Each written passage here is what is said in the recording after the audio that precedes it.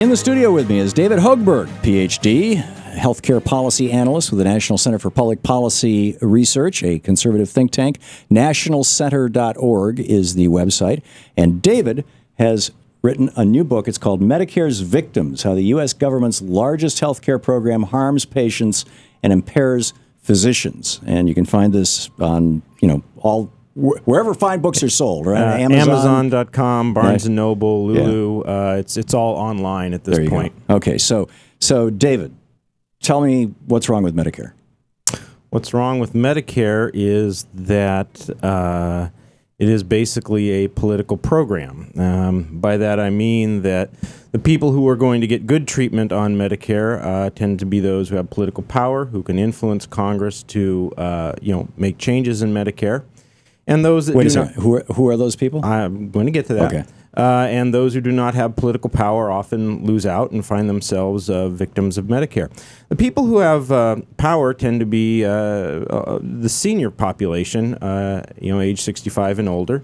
They vote at rates higher than almost anyone else. So Congress is always looking to them and worried about their reelection chances. They're also, many of them live in retirement communities, belong to senior centers, so they're very easy to organize. And so Congress is going to craft Medicare policy in ways that please as many seniors as possible. So you think that back in the 60s, when Lyndon Johnson created Medicare as part of the Great Society, that he was doing it not to save the lives of elderly people who had no access to health care and insurance companies would not insure them because they were old and sick? He didn't do it to help them. He did it because he wanted votes? He may have had both motives. Okay. So what's wrong with having free or very, very inexpensive health care for our senior citizens? What's wrong with that? The problem comes with the people who do not have political power, and oftentimes they are some of the sickest people in Medicare. And the reason they lack political power is that, well, number one, not that many people get seriously ill each year, so they don't amount to much at the ballot box. Given their condition, they are not going to be doing things like organizing, protesting, and so forth that can also push Congress to make changes in Medicare policy. And then some of them are so ill, they won't be around for the next election. So can I rephrase that, and you can tell me if I've got it right? Okay. It sounds to me like what you're saying is that the small proportion of elderly people who get sick and don't get good services from Medicare, and your book is filled with anecdotes of people who got basically screwed. Mm-hmm. People who the doctor didn't do a good job, the hospital didn't do a good job, the reimbursements were wrong, the funding wasn't there, the bureaucracy screwed up. Those people basically, because they don't represent the largest cohort of elderly people, if they protest, if they show up in Washington, D.C. with a sign or in front of or call their congressman or call their senator, their voice is not going to be heard as loud as the American Association of Retired Persons or a senior center in Miami with 5,000 people in it. Well, many of them, never show up with a sign to protest Congress. In fact, not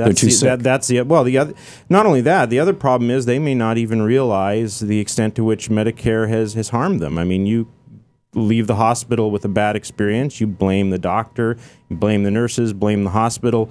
You may be completely unaware that Medicare played a role in harming you. And as such, if you're unaware of it, you're not going to be active on it. So if I'm on Medicare, and I'm not, I won't qualify for it for another year. Actually, I'll be 65 next year. But if I'm on Medicare and I feel like I got screwed, mm-hmm. I can actually call my senator or my congressman. Sure. And I can raise some hell. If I'm on United Healthcare or Blue Cross Blue Shield, and I try to call. And by the way, I've actually done this and complain. Mm-hmm. I get laughed at. I get ignored. I get voicemail. I get nothing.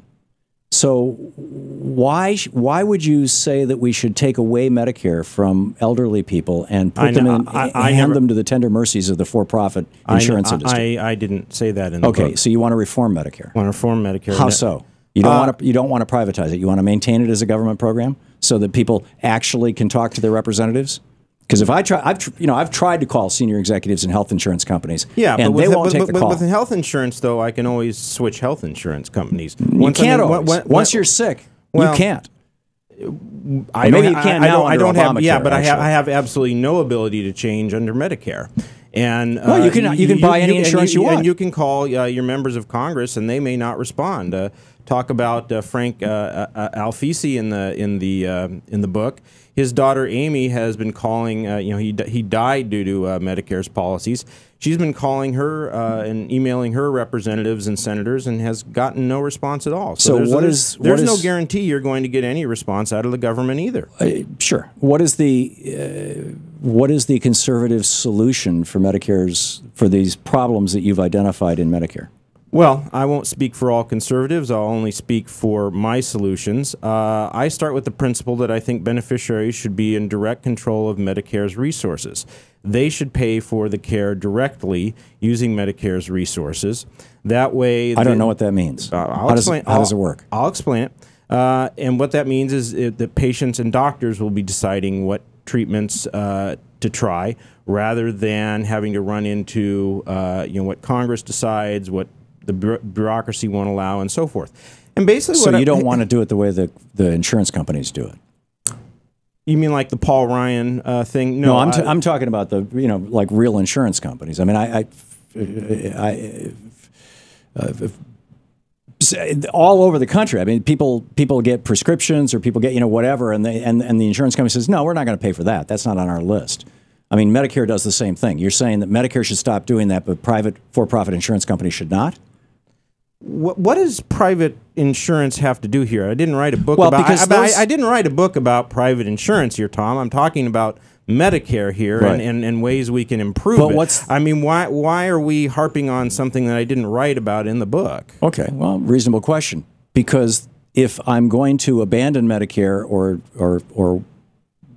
if we're going to, well, okay, so you've said you don't want to privatize Medicare. No.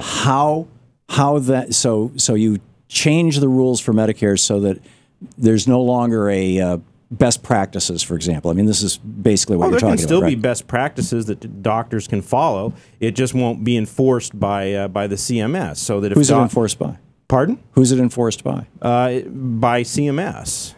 What's CMS? I'm sorry, the Centers for Medicare and Medicaid Services. If a doctor feels that the best practices are not what's going to best treat a particular patient, because there's a lot of diversity among patients, and some are not going to respond to the standard treatment. Under my reform, it would be much easier for them to pursue an alternative, and basically require Medicare to pay for it. Yeah. So what if the doctor is saying, hey, you've got cancer, we're going to give you intravenous vitamin C? If the patient is okay with that, sure. Even though that person might respond much better to surgery or chemo, that would be the appropriate... I am going to trust the patients to make the best decisions, because... But patients don't go to medical school. Hang on. Patients have the most skin in the game, by which I mean they are the ones who are most likely to pay the cost if the decision is wrong, and so they have the most incentive to make sure that the decision made is the right one. I doubt you'd find very many patients out there who say, yeah, vitamin C drip is what's going to cure my cancer. Yeah. Well, good point. Would you do away with Medicare Part B, the privatized part of Medicare? I would do away with both Parts A and Part B, and what I suggest is giving Medicare beneficiaries two accounts. There's a basic account, which is going to have $5,000 in it each year, and the second one, which will have $70,000. And in each we got to wrap it up, David. Okay, we're out of here. David. This is the Thom Hartmann Program. It's David Hogberg, nationalcenter.org, and the book is Medicare's Victims, How the U.S. Government's Largest Healthcare Program Harms Patients and Impairs Physicians. Thank you, David. Thank you. Good to see you. Have a good